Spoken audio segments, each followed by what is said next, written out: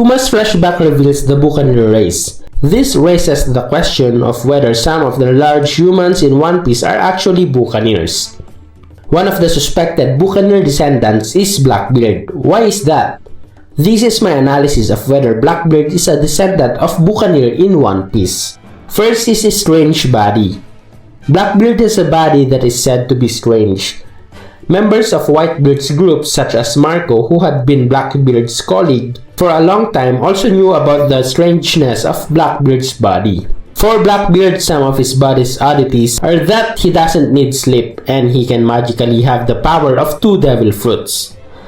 In chapter 1104, it is revealed that Kuma, who is indeed a descendant of Buccaneer, also has oddities in his body.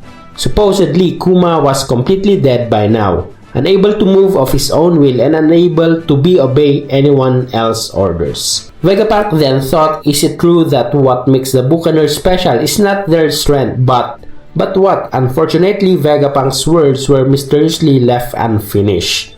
But it seems we know that Buccaneer descendants like Kuma have special characteristics, which allows Kuma to continue helping Bonnie even though he should be completely dead.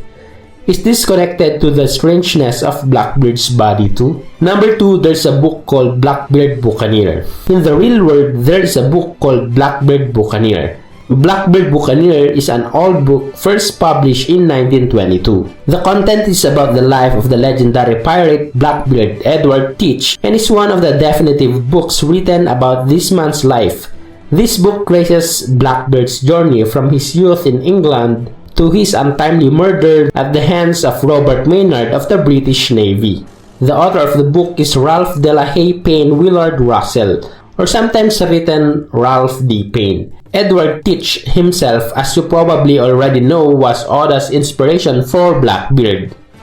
Of course, Buccaneers in the real world are not a special breed. It is a term that can now also be interpreted as pirate. Though in the past, the term referred to English, French or Dutch sea adventurers who haunted the Caribbean and Pacific coast of South America, targeting Spanish settlements and shipping during the second half of the 17th century.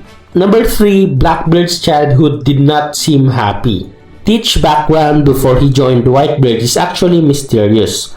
All that is known is that he was an orphan, and Oda drew a sad little Teach when he created a child version of the Shichibukai. It is noteworthy that the other minor Shichibukai are shown to be happy, serious, or neutral in their expressions. Only Teach is shown to be sad, even though we later found out that Kuma's childhood wasn't exactly happy either. Is it possible that Teach was an orphan because one of his fathers or mothers was a Buccaneer, and that made his life miserable? We have seen from Kuma how dangerous the life of a child with Buccaneer blood is. Number 4, Blackbeard's habit of not attracting attention until it's time to act. Blackbeard is an interesting figure.